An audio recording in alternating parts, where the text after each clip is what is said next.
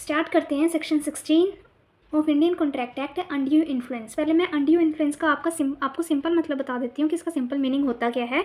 इसका मतलब होता है कि अनड्यू का मतलब अनअफेयर, ठीक है। इन्फ्लुएंस का मतलब इफेक्ट, मतलब अनअफेयर इफेक्ट, किसी पर अपनी पोजीशन या रिलेशनशिप का गलत फ़ायदा उठाकर उसके डिसीजन को इन्फ्लुएंस करना, ठीक है।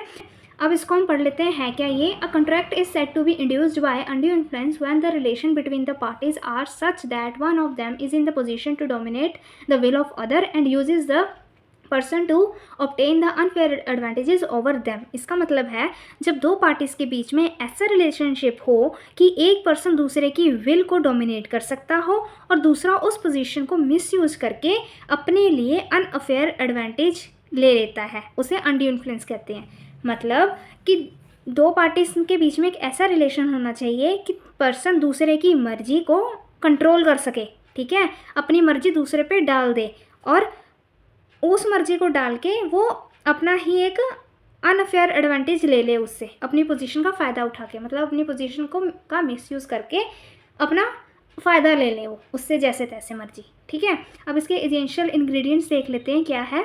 To establish the undue influence the main elements must be satisfied. क्या क्या होना चाहिए अनड्यू इन्फ्लुएंस में?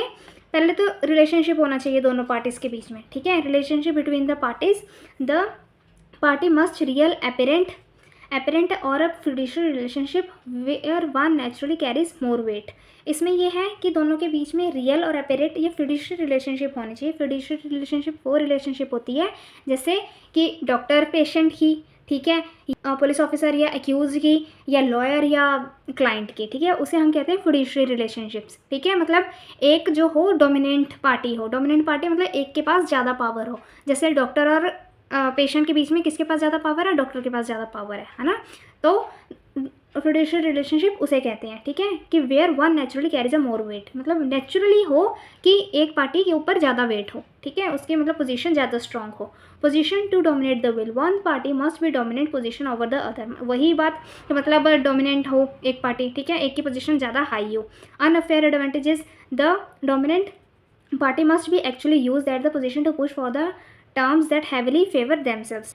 थर्ड पॉइंट का मतलब ये है कि डोमिनेंट पार्टी ने अपनी पोजीशन का मिसयूज़ करके अपने फेवर में अनअफेयर बेनिफिट ले लिए हों, उसे हम अनअफेयर एडवांटेजेस कहेंगे, ठीक है। अब सेक्शन 16 सब क्लोज 2 बेसिकली ये बताता है कब मानेंगे हम कि जो पर्सन है वो दूसरे की विल को डोमिनेट करता है, मतलब दूसरे की मर्जी को अपने कंट्रोल में करता है, ठीक है। ये सेक्शन 16 सब क्लोज 2 हमें बताता है।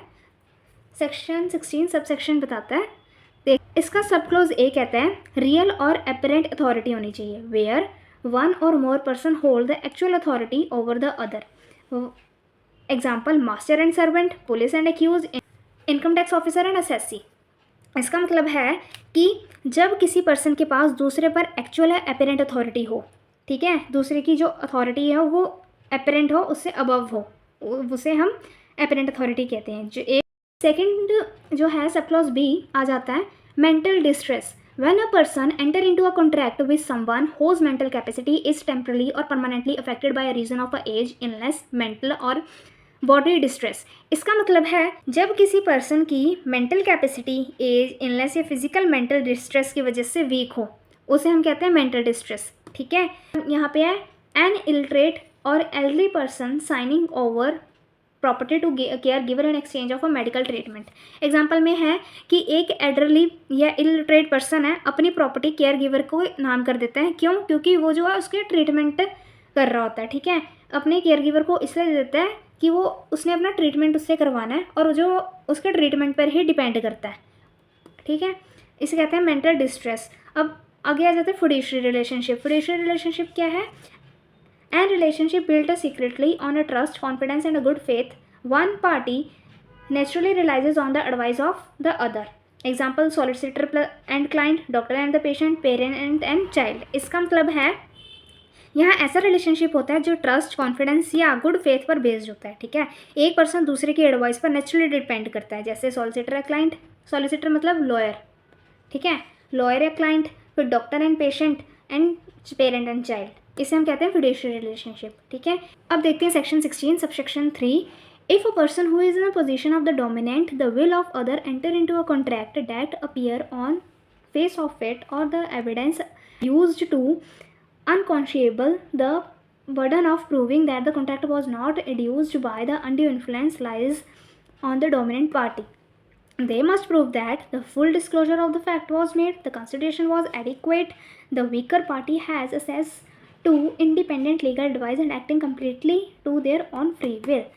इसका मतलब है कि अगर कोई पर्सन दूसरे की विल को डोमिनेट करने की पोजीशन में है, दूसरे की विल को डोमिनेट, विल और डोमिनेट का मतलब मैंने आपको पहले भी बताया है क्या है। विल मतलब दूसरे की मर्जी को, डोमिनेट मतलब कि दूसरे कंट्रोल करने की, विल को कंट्रोल करने की पोजीशन में है और उसके साथ ऐसा कॉन्ट्रैक्ट करता है जो अनकॉन्शिएबल है, मतलब बहुत ही ज़्यादा अनअफेयर है, तो कोर्ट ये मान लेगा कि जो यहाँ इस कॉन्ट्रैक्ट में अनड्यू इन्फ्लुएंस हुआ है। ठीक है, तो जो बर्डन ऑफ प्रूविंग है किसके पास चली जाएगी, burden of proving dominant party के पास चली जाएगी और डोमिनेंट पार्टी को प्रूव करना पड़ेगा, डोमिनेंट पार्टी को प्रूव करना पड़ेगा कि यहाँ पे कोई भी अनड्यू इन्फ्लुएंस नहीं हुआ है, ये सारे फैक्ट ऑनेस्टली बताए गए हैं। ठीक है, कि सारे सही हैं और कंसिडरेशन जो है बिल्कुल एडिक्वेट तरीके से हुआ था। वीकर पार्टी ने इंडिपेंडेंट लीगल एडवाइस ली थी और अपनी फ्री विल से कॉन्ट्रैक्ट किया था। ठीक है, ये सारी चीज़ें जो हैं, ये थ्री पॉइंट्स हैं, ये सब